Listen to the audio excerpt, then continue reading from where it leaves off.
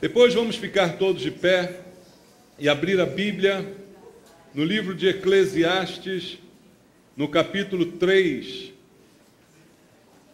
Nós vamos ler apenas o versículo 14 a princípio. Eclesiastes, capítulo 3, apenas o verso 14. Todos acharam na Bíblia? Eclesiastes, capítulo 3, versículo 14. A palavra de Deus diz assim: sei que tudo quanto Deus faz durará eternamente, nada se lhe pode acrescentar e nada lhe tirar. E isto faz Deus, para que os homens temam diante dele. Amém. Graças a Deus. Pai, que bom estarmos aqui ouvindo a Tua palavra, Pai. É a grande necessidade de cada um de nós, ouvir a voz do Senhor, receber a palavra que nos serve de alimento, de sustento, verdade que traz libertação de conceitos errados, Pai. Que a Tua palavra chegue aos nossos corações esta noite.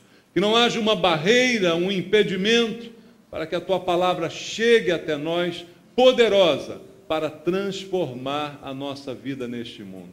Eu quero também entregar a minha vida em Tuas mãos, pedindo a unção e o poder do Espírito Santo, para que eu seja um instrumento Teu na ministração da Tua palavra, e ela cumpra com os Teus propósitos para esta noite. Abençoa-nos, Senhor, eu te peço, em nome de Jesus. Amém. Graças a Deus. Podem sentar, meus irmãos. Amados, esta afirmação do livro de Eclesiastes é bem simples, mas também muito importante.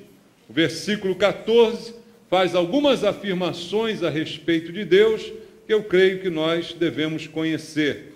Tudo que Deus faz durará para quanto tempo, irmãos? Eternamente.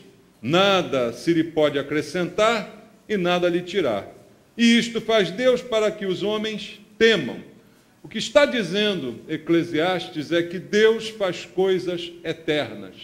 E que Deus é também um Deus eterno. E tudo que Ele faz é eterno, dura para sempre.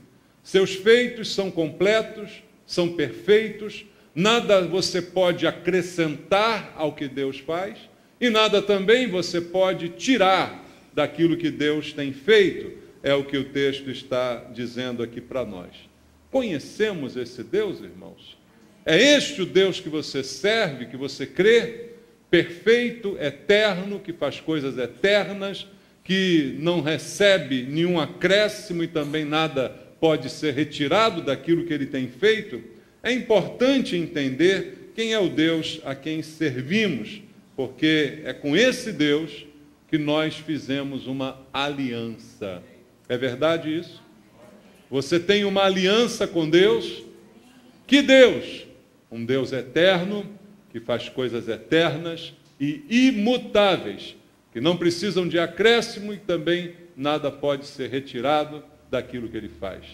Se você fez uma aliança com Deus, foi com este Deus, com estas características que você fez esta aliança. E esta aliança feita por Deus, em primeiro lugar, se encaixa naquilo que diz esse versículo. É eterna. É algo que Deus fez. Não é por um tempo, não tem prazo de validade. A aliança é eterna. É também perfeita. Não pode ser mudada por nenhum de nós. Nada pode ser acrescentado a esta aliança. Nada também pode ser retirado desta aliança. Você está entendendo isso, irmão? Esta é a aliança que fizemos com o Deus eterno. Então, ela é perfeita. Ela não pode ser melhorada. Não há nada que a gente possa inventar para melhorar a aliança de Deus. Mas, às vezes, as pessoas querem inventar alguma coisa, né? E na expectativa de tornar melhor aquilo que Deus já fez perfeito. A aliança de Deus conosco é perfeita e não há nada que a gente possa fazer para melhorá-la. Nós é que precisamos viver de acordo com esta aliança que firmamos com Deus. É interessante olhar para a história bíblica e ver que, primeiramente, Deus fez uma aliança com o povo de Israel. Começou lá com Abraão. Você lembra da história bíblica? Foi uma aliança também perfeita, uma aliança também imutável, que não podia ser alterada nem melhorada. Deus fez esta aliança. E a história bíblica conta para nós qual foi o comportamento do povo de Israel durante esta aliança perfeita que Deus fez com eles.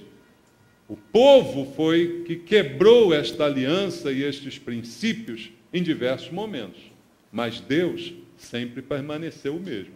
A aliança sempre foi a mesma. Os princípios sempre foram os mesmos. O povo de Israel, o povo de Deus, é que não cumpriu com fidelidade esta aliança. E em diversos momentos se afastou de Deus. Em diversos momentos saiu de debaixo da bênção, da provisão de Deus, por não cumprir os princípios da aliança. E aí eu disse ainda há pouco que nós hoje temos uma aliança com Deus. Isso é bom, irmãos? Eu creio que é muito bom, né? Mas isso também é um problema, sabia disso? Porque a aliança requer compromisso. Você tem uma aliança no seu dedo aí? Alguém tem uma aliança? Está no dedo da mão esquerda ou na mão direita? Não importa o dedo, é um compromisso. Concorda? Se está na mão direita, é um noivado. O que quer dizer isso? Que você se comprometeu com a pessoa com quem você noivou, que você está com a intenção de casar com ela, é ou não é? Se está na mão esquerda, é uma aliança de casamento, com quem você firmou um compromisso eterno, até que a morte os separe. É uma bênção, não é? Mas também é um problema, concorda comigo? Por quê? Porque é um compromisso, que você não pode quebrar, não pode fazer qualquer coisa do jeito que você quiser. É um compromisso que tem suas regras, não é? Tem suas leis, tem seus princípios, e eu não posso a qualquer hora, não, agora não quero que seja mais assim. A mesma coisa a nossa aliança com Deus, é uma bênção, mas é um problema, porque requer de nós um compromisso. A aliança é um compromisso entre as duas partes, concorda comigo? Se eu tenho uma aliança com Deus, equivale dizer que eu tenho um compromisso com Deus, mas Deus também tem um compromisso comigo. São as duas partes se aliando em compromisso. Deus é perfeito, é eterno, tudo que faz é bom, como lemos aqui, nada posso acrescentar nem tirar daquilo que Ele faz, e Ele não falha na sua parte da aliança. Concorda, irmão? Amém. Deus não falha na sua parte do compromisso. Então o problema sobrou para nós. Nós é que costumamos falhar na nossa parte. Como essas alianças que agora colocamos nos nossos dedos. Algumas pessoas colocam, mas depois falham. Assumem o compromisso, mas depois relaxam no compromisso que assumiram. Com a nossa aliança com Deus, assim como foi com Israel, a mesma coisa. Deus nunca falhou com Israel, mas Israel sempre falhou com Deus. É ou não é, irmãos? Deus nunca falhou conosco, mas nós de vez em quando falhamos com Deus. Concorda, irmãos? Então isso é um problema, porque a aliança requer de nós um compromisso, a parte de Deus Ele sempre cumpre, e a nossa parte a gente às vezes esquece de cumprir. Mas a palavra de Deus está repleta de instrumentos, de conselhos, de ordens de Deus para nós, que nos lembram da aliança que fizemos com Ele. Princípios que Deus coloca para que a gente não esqueça o compromisso. Por que a gente usa a aliança no dedo? A hora que você olhar para ela, você... eu tenho um compromisso com a pessoa com quem eu troquei essa aliança. É ou não é? Eu não consigo entender casais que não usam aliança. Quando não usa aliança, tem alguma coisa errada, irmão. A pessoa diz, não, que a gente é assim, Deus sabe que no coração a gente se ama. Ah, conversa fiada, vem com essa conversa para cima de mim, não, quando tem paciência, não. Quem ama quer mostrar, né, irmão? Quem tem um compromisso quer mostrar, quer se lembrar. A aliança pode sair do dedo, não. Se o ladrão roubou, compra outra no dia seguinte, tá? Às vezes, não, roubou, aí eu não comprei mais, estou duro. Vende alguma coisa dentro de casa e compra. Tá bom? E bota no dedo a aliança. Para toda hora que você olhar para ela, você lembrar, eu fiz uma promessa. Eu assumi um compromisso, amar, respeitar, cuidar, até que a morte me separe. Amém? Então você toda hora lembra. Você precisa, eu preciso, ser lembrado da aliança. O que a palavra de Deus traz para nós? Muito como lembranças, irmãos. Os princípios que Deus coloca aqui, nós já estamos cansados de saber. Quem já leu a Bíblia, quem conhece a Bíblia, quem estuda a Bíblia, está cansado de saber o que está escrito aqui. Não precisa nem mais pregar. Você acha? A Bíblia diz, a fé vem pelo ouvir da pregação. E a pregação não tem o que inventar, é Bíblia só.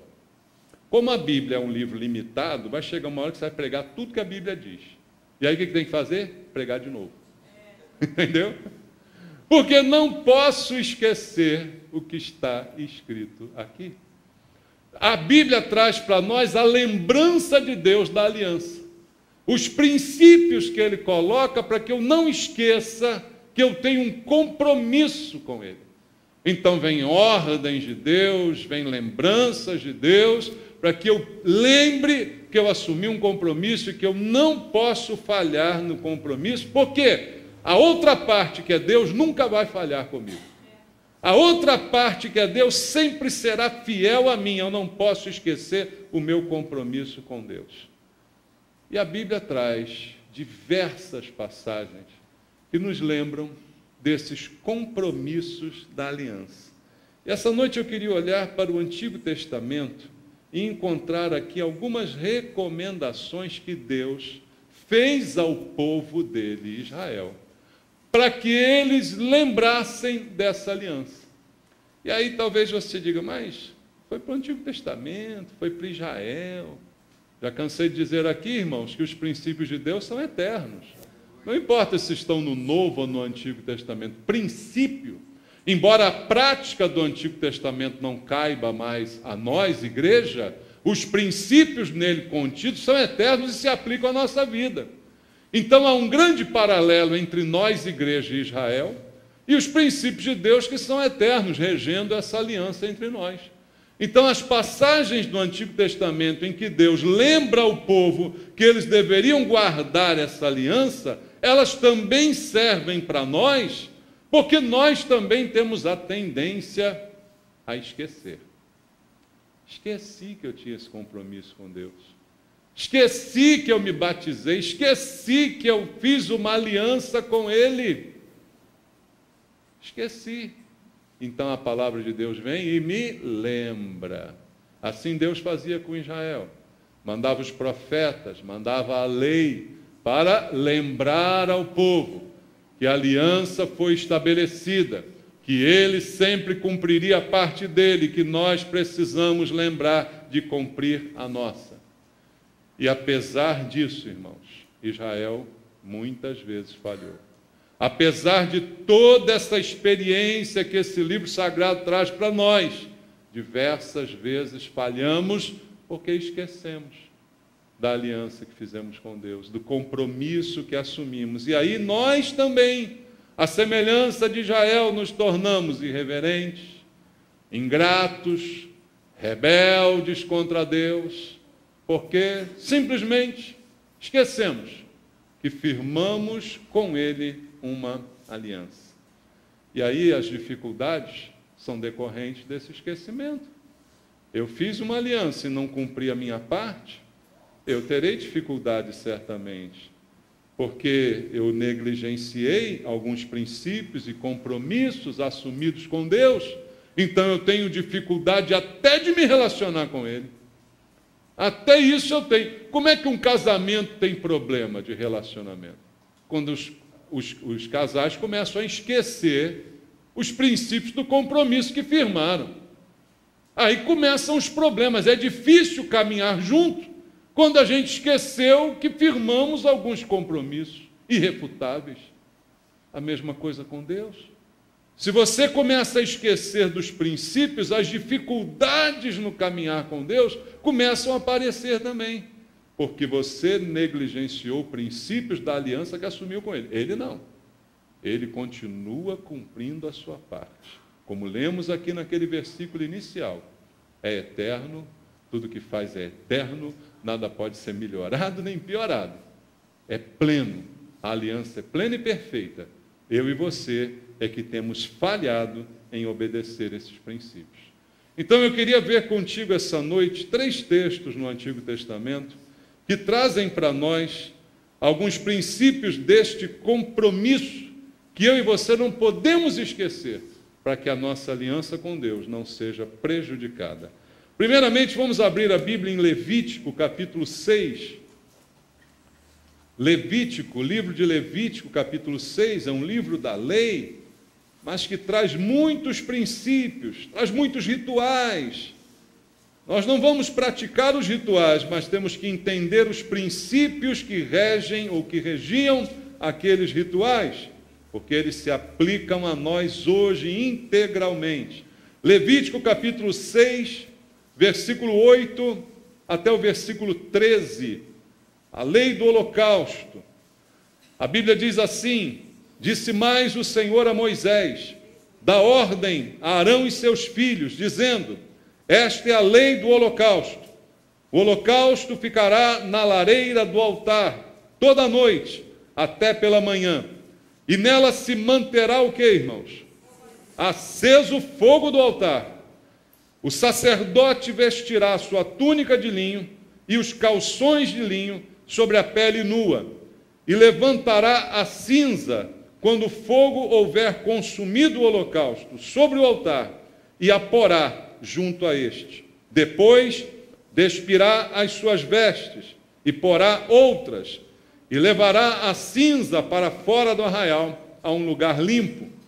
O fogo, pois, sempre arderá sobre o altar, não se apagará, mas o sacerdote acenderá lenha nele cada manhã, e sobre ele porá em ordem o holocausto, e sobre ele queimará a gordura das ofertas pacíficas. O fogo arderá continuamente sobre o altar, não se apagará. A lei do holocausto, instrução para os sacerdotes, como deveriam proceder em relação a este sacrifício. Não sei se você reparou, por 3 vezes aqui a Bíblia diz: o fogo precisa ficar aceso continuamente. O fogo não pode se apagar. O fogo precisa continuar ali aceso. Por 3 vezes a Bíblia diz isso. Talvez você diga: pastor, hoje nós não queimamos mais holocaustos. Nós não fazemos mais essa cerimônia. Eu digo: concordo, mas os princípios por trás da cerimônia continuam ainda válidos para nós. Por quê? Holocausto, sacrifício. Jesus é o nosso holocausto, sabemos disso. Ele é o nosso sacrifício, que foi entregue uma vez por todas, por cada um de nós, para a remissão dos nossos pecados de uma vez por todas. Por isso não precisamos mais fazer holocaustos. Por quê? Jesus já se ofereceu uma única vez e para sempre. Já foi cumprido o que está escrito aqui. Mas o princípio por trás ainda vale. Por quê? Vamos ver. Diz aqui a Bíblia que para que o fogo permanecesse aceso, alguém era responsável por esse serviço. Quem era? O sacerdote. O sacerdote é citado aqui como responsável por este trabalho, manter o fogo aceso. E dava trabalho. E aí eu pergunto a você, irmãos, naquela época, sacerdotes foram levantados para cuidar desse ofício. Hoje nós temos sacerdotes, irmãos? Temos. Todos nós somos sacerdotes. Não há um sacerdote mais como havia naquela época, ou alguns da tribo de Levi, mas toda a igreja é um sacerdote, porque a Bíblia diz que nós somos a nação santa, o povo de propriedade exclusiva de Deus, o sacerdócio real. Cada crente em Jesus Cristo se tornou um sacerdote. Se o sacerdote era o responsável, tinha a obrigação de manter aquele altar em ordem e o fogo continuamente aceso, simbolicamente, irmãos, há aqui um princípio de Deus para nós. Embora o sacrifício de Jesus já tenha sido feito, o fogo precisa continuar aceso na nossa vida. Nós já nos convertemos, mas não podemos esfriar. Nós cantamos aqui no louvor, quero voltar ao início. Quero voltar, porque não posso esfriar.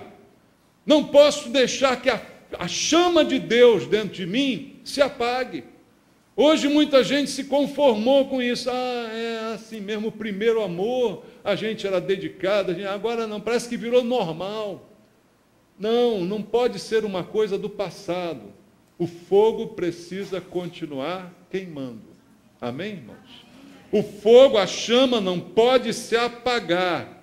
Ela precisa estar continuamente acesa, porque este fogo simboliza a nossa comunhão com Deus.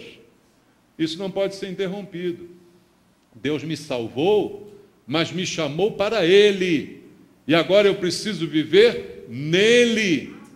Assim como a Bíblia diz, o apóstolo Paulo falou, do modo por que vocês receberam a Cristo, agora andai nele. Então não é só salvação, mas é vida com Deus. E isso só é possível, essa comunhão, se eu mantiver o fogo aceso. Senão o fogo vai apagar, eu vou esfriar. E aí a experiência de salvação que eu tive com Deus se tornará algo secundário ao longo do tempo, porque eu esfriei espiritualmente. Então já não arde dentro de mim a chama de Deus, porque eu não mantive o fogo aceso. Só que o problema desse versículo, irmãos, é que ele traz a responsabilidade toda para o sacerdote. Você leu aqui junto comigo? Para manter esse fogo aceso, quem tinha que trabalhar era o sacerdote. E veja, a Bíblia diz aqui, versículo 10, o sacerdote vestirá uma túnica, calções de linho, levantará a cinza quando houver o fogo consumido, e vai colocar essa cinza, esse holocausto sobre o altar. Depois vai tirar aquelas vestes, vai colocar outras vestes, vai pegar as cinzas, vai levar para fora do arraial. Tudo isso era responsabilidade dele. Bota a roupa, tira a roupa, pega a cinza, joga a cinza fora, coloca mais fogo.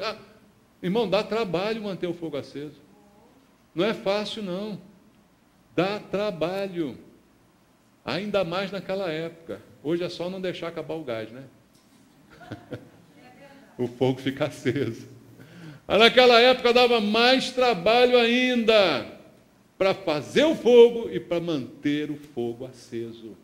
Mas esse trabalho é todo exclusivo do sacerdote. Quem é o sacerdote hoje? Sou eu, é você, somos nós. Quem é que tem que trabalhar pelo fogo hoje? Eu, você, nós. Somos nós que temos que trocar de roupa, retirar as cinzas, colocar as cinzas fora, limpar o altar, botar mais fogo. Somos nós que temos que fazer essa renovação do combustível naquele altar para que o fogo não pare de queimar. Concorda com isso? Então a responsabilidade é minha, é sua. Não adianta a gente hoje ficar caçando culpado.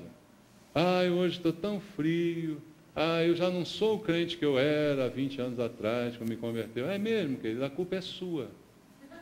Não, foi porque eu tive um pastor que era ruim, ele era safado, aí eu esfriei. Os irmãos da igreja, tudo ruim, tudo safado, aí eu esfriei. A culpa é sua.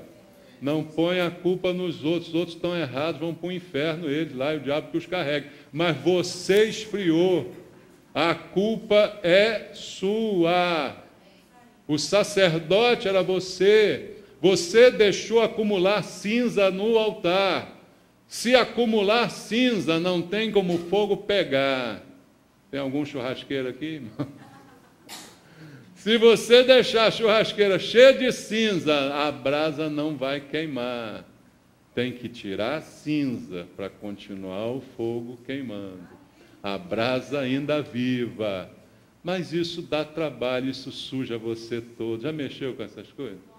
E aí por isso tem que botar uma roupa, depois tem que trocar de roupa. Vai mexer na churrasqueira com a roupinha branquinha para você ver só o que vai acontecer contigo. Dá trabalho, irmãos. Vida espiritual dá trabalho. Aliança com Deus dá trabalho. Manter a nossa parte dá trabalho. Manter o compromisso de casamento dá trabalho, irmão. Tem que trabalhar, tem que fazer a sua parte. Ninguém vai fazer por você e não dá para botar a culpa em ninguém. Nós adoramos botar a culpa nos outros. Eu não cumpri a minha parte da aliança. Mas por quê? O fulano, a ciclana fez. A culpa é sua. Você e eu precisamos manter o fogo aceso. O sacerdote somos nós. A parte de Deus Ele faz, que é expiar os nossos pecados, que é aceitar o holocausto em nosso favor, nos perdoar, nos restaurar. Mas eu não posso esfriar. A minha fé não pode esmorecer. Sem fé é impossível agradar a Deus. Eu não posso me tornar um cristão frio, nominal, ser apenas um número na igreja. Eu preciso ser fervoroso, dedicado, ativo na obra de Deus, porque foi para isso que eu fui chamado, você foi chamado. Então, dá um jeito nesse teu altar, meu irmão. Volta a trocar sua roupa. Volta a arregaçar suas mangas, pegar a pá, tirar a cinza, limpar o altar. Está tudo coberto de cinza hoje, irmão. E coberto de cinza o fogo não vai pegar. Então você tem que começar um trabalho de limpeza na sua vida espiritual. E aí, irmão, não adianta banho de abô, de escarrego, sei lá o que você quiser, não. É você que tem que limpar. A gente quer que alguém limpe, né? Vai lá no pastor que ele te dá um passe e você fica bom. Não, é você que tem que limpar. É você que tem que trabalhar. Não é um passe, uma aguinha benta, sei lá. Não é isso que vai resolver. É o trabalho individual de cada um de nós, como sacerdotes, que não podemos permitir. 3 vezes o texto fala, o fogo precisa ficar aceso. O fogo não pode apagar, a chama não pode apagar. Você não pode apagar. A sua chama espiritual não pode apagar. E tudo nesse mundo colabora para que ela apague. Tudo. O diabo, principalmente, deseja apagar você. Mas a Bíblia diz que Jesus não quer deixar você apagar. Citando Isaías, a Bíblia se refere a Jesus dizendo que ele não veio apagar a torcida que fumega, nem amassar a cana quebrada. Pelo contrário, ele quer restaurar de novo o fogo na sua vida, para que você volte a brilhar, para que você volte a se aquecer e se torne uma bênção nessa aliança que você fez com Deus. Mas a má notícia é que você precisa trabalhar. Isso não é de graça. A salvação é de graça. Mas esta manutenção do fogo é o trabalho de cada um de nós. E não podemos deixar o nosso fogo, a nossa chama interior apagar. Segundo texto que eu quero compartilhar contigo está no livro de Êxodo, no capítulo número 30, também falando aqui a respeito do serviço. Êxodo capítulo 30, apenas o versículo 8. Capítulo 30 começa falando sobre o altar do incenso, um outro altar, dessa vez não do holocausto, mas do incenso.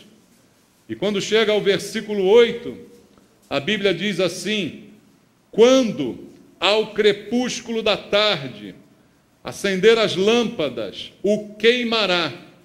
Será incenso, como é que é esse incenso? Contínuo perante o Senhor, pelas vossas gerações. O que o texto está dizendo é que esse incenso teria que queimar continuamente, pelas gerações. Irmãos, a gente não usa mais incenso, graças a Deus, diga graças a Deus.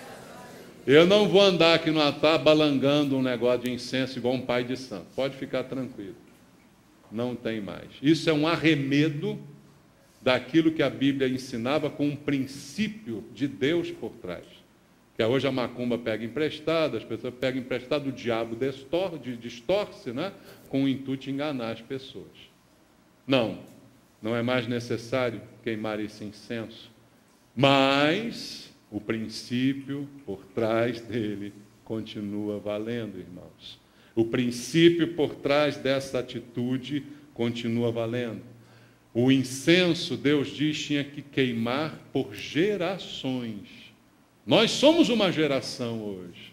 E até hoje esse incenso precisa continuar queimando. O que a Bíblia diz sobre o incenso? Vamos ler no Apocalipse, capítulo 5, versículo 8. Apocalipse, capítulo 5. Não é mais um incenso num pratinho. Apocalipse, capítulo 5, versículo número 8.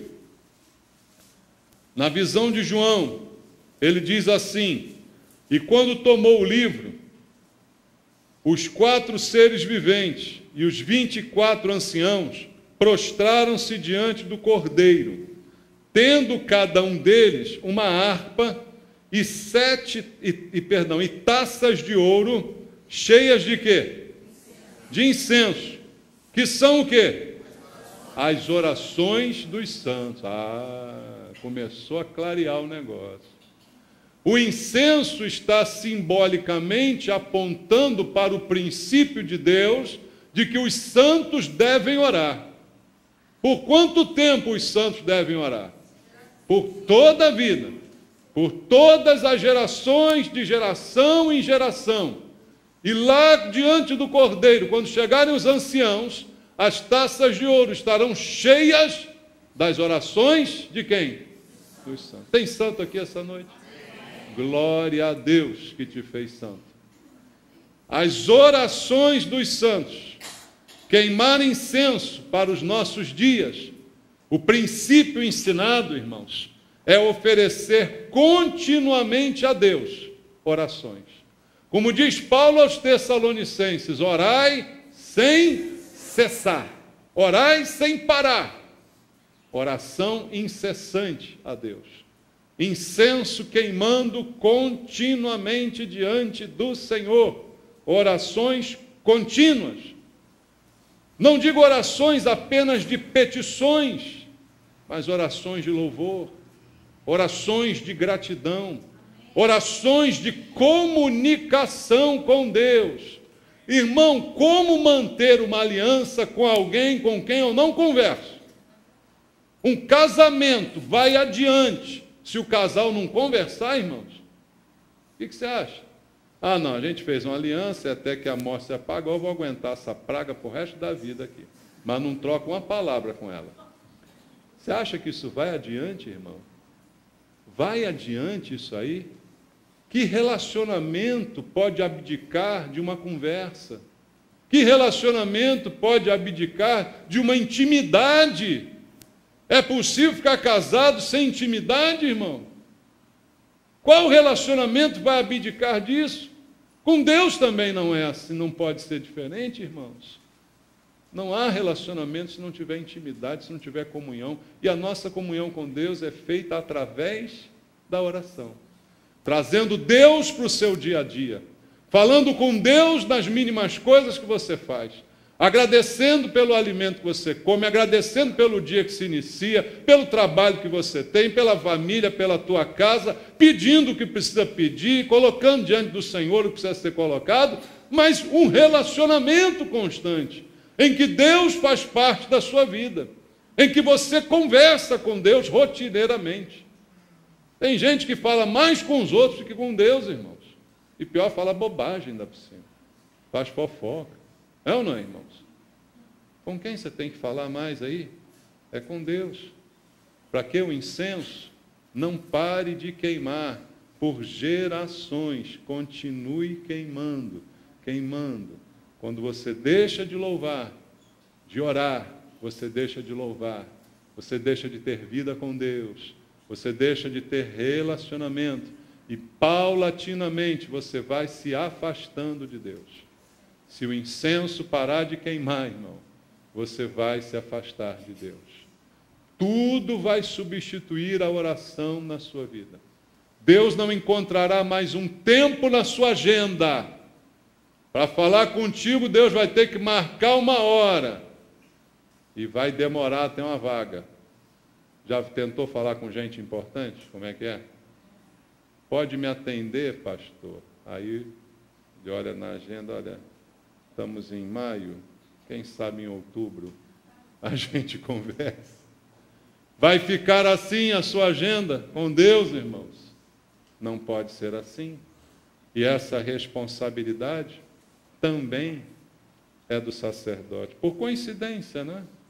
É do sacerdote. Quem é que tinha que manter o altar do incenso? Quem dá manutenção no altar, irmãos? É o sacerdote. O sacerdote é o responsável pela manutenção do altar. Por colocar um altar em ordem. Se o incenso acabar, se faltar fogo para queimar, se esqueceu, de quem é a culpa? É do sacerdote. Não dá para dizer, é o fulaninho, é o empregado que não comprou o incenso, por isso não. É do sacerdote. A responsabilidade é toda nossa. E a pergunta é, até agora, duas perguntas. O fogo da sua vida apagou? O incenso não faz mais parte da sua vida? Não há mais tempo para ele na sua vida? Aí a aliança será comprometida. Certamente você vai falhar, Deus não, mas você vai. Porque princípios fundamentais foram negligenciados. E então o trabalho não foi feito. E se o trabalho não é feito, ninguém vai fazer por você, não se iluda. O trabalho que você precisa fazer, só você pode fazer. E para terminar, meu irmão, eu quero ler contigo Levítico mais uma vez. Capítulo 24 agora. Levítico 24, do verso 1 ao verso 4, fala de um outro elemento importante na aliança, e tem também um princípio, um símbolo. Levítico 24, do 1 ao 4, diz assim: Disse o Senhor a Moisés, ordena aos filhos de Israel que te tragam azeite. Como deveria ser esse azeite? Puro, de oliveira, batido, para quê? Para o candelabro, para que haja o quê? Por quanto tempo? Continuamente. Na tenda da congregação, fora do véu, que está diante do testemunho, Arão a conservará em ordem, desde a tarde até pela manhã, de contínuo perante o Senhor. Estatuto perpétuo será este pelas suas gerações. Sobre o candeeiro de ouro puro conservará em ordem as lâmpadas perante o Senhor continuamente. Havia um candelabro. Candelabro serve para quê, gente? Para iluminar. Candelabro apagado serve para alguma coisa? Só para quem jogou detetive. Lembra do detetive? Foi o senhor Mostarda com candelabro na sala de estar. Só serve para isso, né? Para matar os outros. Porque senão não serve. Candelabro precisa estar aceso. Tem que ter lâmpada acesa nele para que ele tenha utilidade, para que ele sirva para alguma coisa. E aqui a responsabilidade é manter o candelabro aceso. Qual o combustível que mantinha acesa aquela luz, aquela vela, vamos dizer assim? O azeite. Não é o azeite o combustível? E esse azeite, para ser bom, tinha que ser puro. Você já botou gasolina no seu carro em posto barato? Não é gasolina que você botou no seu carro. É água, benzeno, sei lá. O que mais o cara jogou lá dentro. Né? O carro vai engasgar, não vai, irmão? Vai ficar. Vai, não vai? Porque o combustível não estava puro. Estava adulterado. Para a lâmpada permanecer acesa, o candelabro tinha que ser mantido sempre cheio de azeite puro, para que aquela lâmpada não se apagasse. Mais um símbolo de luz acesa, exatamente como o primeiro exemplo, fogo aceso. Agora é luz acesa. Mas aqui é mencionado o combustível. E o combustível é o azeite. Sem o azeite, não tem fogo. Mas não serve qualquer azeite. Tem que ser azeite puro. Azeite puro, irmãos, é um símbolo. O que te lembra isso? Quando você ouve falar de azeite na Bíblia, o que te lembra? Óleo, unção, o que te lembra? Espírito Santo, irmãos. Puro, puro, não misturado, não outro espírito, senão o Santo de Deus. É aquele que vai manter a luz do teu candelabro acesa. E por quanto tempo ela precisa ficar acesa? Para sempre, continuamente. Tudo que eu ofereço a Deus deve ser puro. Nada que eu ofereço a Deus pode ser impuro. Tudo que precisa ser usado no serviço de Deus tem que ser puro. Tudo precisa ser primeiro purificado para depois ser usado. Quando Isaías disse a Deus, eu não posso ser profeta porque meus lábios são impuros, Deus deu um jeito. Deus não usou Isaías com os lábios impuros. Então tá bom, vai você mesmo, não tem outro, o que eu faço? Não. Primeiro pegou um anjo com a tenaz, tirou a brasa do altar, queimou a boca de Isaías, aí pronto, purificou. Resolvi teu problema, agora você pode ser profeta, Isaías.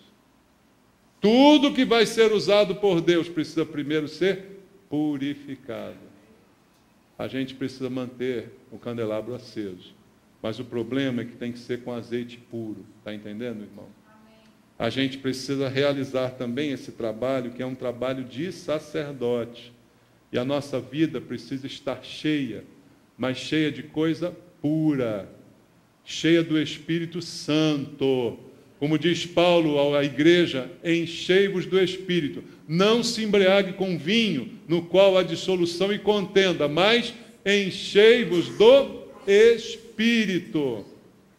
E é o Espírito Santo, puro de Deus, que deve encher a nossa vida, para que a gente possa ter utilidade e cumprir a nossa parte da aliança que fizemos com Deus. Mas neste caso também a responsabilidade é nossa. Para que a gente tenha essa comunhão com Deus, nós temos que continuar com o nosso candelabro aceso, brilhando, nossa luz, nossa chama. E para isso o combustível é o Espírito Santo.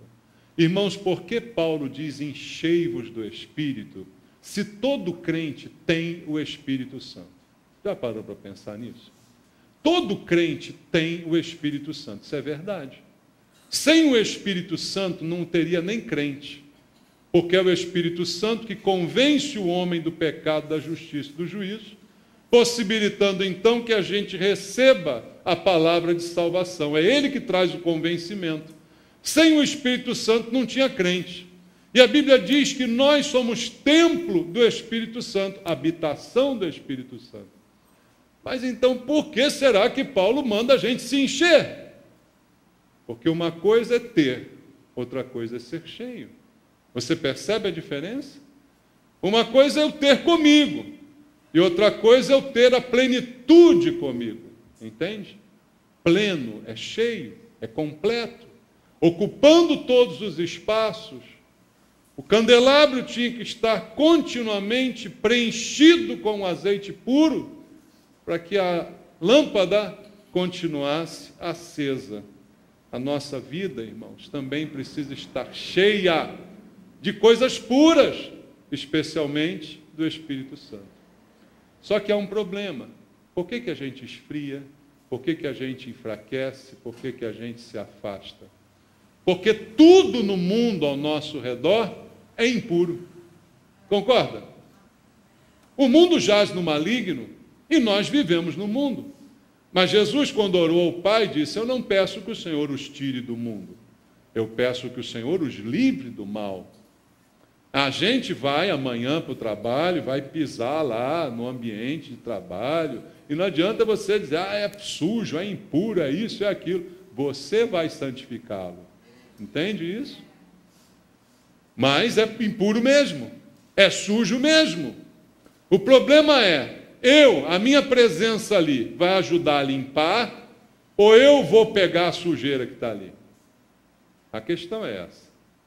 Eu sou uma esponja de limpeza ou uma esponja que só absorve a sujeira? Você pegar uma esponja e passar na sujeira, ela absorve. Mas aí quem fica sujo? A esponja. Mas se você lavar a esponja e passar sabão nela e passar na sujeira, a sujeira vai embora. Que tipo de esponja nós somos? Então, para a gente ficar cheio, pleno, a gente tem que se encher cada vez mais de coisas puras. Mesmo no mundo impuro. Você liga a televisão, impuro. Você abre a internet, impuro. Você olha na rua, impuro. Para onde você vai, impuro. Mas você tem que ser puro. Então você tem que se encher de coisas boas.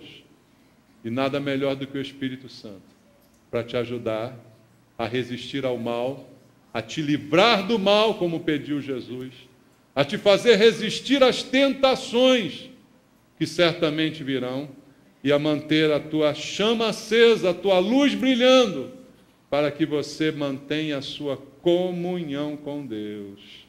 Porque, irmãos, a falta de comunhão é a causa de muitos dos nossos problemas. E ela acontece porque somos nós que estamos quebrando princípios desta aliança que firmamos com Deus. Estamos esquecendo das nossas responsabilidades, de manter o fogo aceso, de manter o incenso queimando, de manter a luz do candelabro acesa e a nossa vida cheia do Espírito Santo. Aí vem os problemas, aí vem as dificuldades. Por isso Deus está te chamando essa noite, para você recompor o altar da sua vida. Para você voltar a fazer o trabalho de sacerdote que talvez você esteja negligenciando. Quem sabe não está precisando ir lá limpar aquele altar na tua vida, no teu coração, que está cheio de cinza. Quem sabe você não está precisando dar uma olhada ali no coração, dar uma varrida naquele coração, que está cheio de cinza e já não queima mais há muito tempo.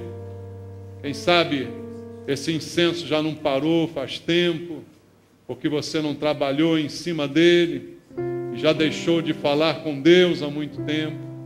Quem sabe a tua lâmpada já está apagada, ou quem sabe em vias de apagar, porque o azeite já está ralinho.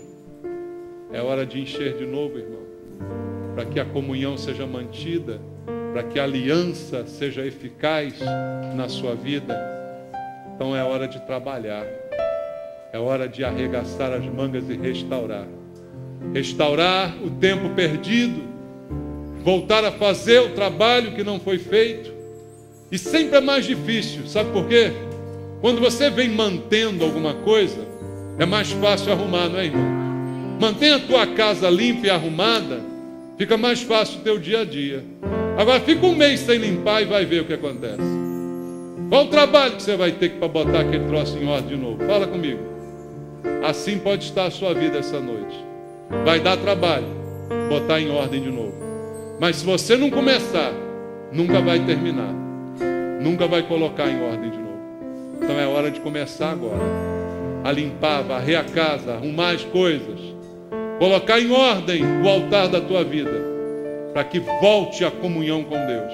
E volte a plenitude de Deus na sua vida. Amém? Vamos orar? Se você precisa dessa limpeza, dessa restauração, eu quero orar por você. Vem aqui. Se coloque diante do altar de Deus, com a disposição, dizendo para Ele: eu quero essa noite, Senhor, arrumar o altar da minha vida. Eu quero essa noite, ó Pai, começar esse trabalho intenso de restauração, de recuperação, fazer coisas que eu deixei de fazer, que eu negligenciei durante algum tempo. Mas essa noite eu quero começar de novo. Eu sei que vai ser difícil, mas eu não vou parar. Eu vou fazer, eu vou trabalhar, e o Senhor vai me abençoar, e as coisas vão acontecer, a comunhão vai ser restaurada, minha vida contigo vai ser outra, porque eu não vou negligenciar o meu trabalho, a minha função, a função de sacerdote que o Senhor me deu. Fala com Deus essa noite, meu irmão. Fala com o Senhor essa noite. Coloca a tua vida à disposição de Deus, e Deus vai te ajudar a restaurar esse altar. Deus vai te ajudar a recuperar o tempo perdido. Ainda é tempo de você ser uma bênção para Deus, sabia? Ainda há tempo dessa aliança ser eficaz na tua vida. Pai, em nome de Jesus, eu peço, abençoa meus irmãos aqui, Pai. Coloca a tua mão poderosa sobre cada um deles. Vem com a unção do Espírito Santo, com poder, para restaurar esse altar, para limpar a cinza, para trazer de novo o azeite puro, para de novo queimar o incenso, para que a vida espiritual de cada um seja intensa, Pai, na vontade do Senhor, da maneira como o Senhor deseja, para que haja essa restauração do altar de cada um dos teus filhos. Abençoa, meu Deus, eu te peço, junto com eles, faz esse milagre, mas que eles, a partir de hoje, se disponham também a trabalhar e a mudar. É o que eu te peço, em nome de Jesus. Deus abençoe, Deus unja a sua vida, Deus transforme a tua vida, em nome de Jesus. Amém?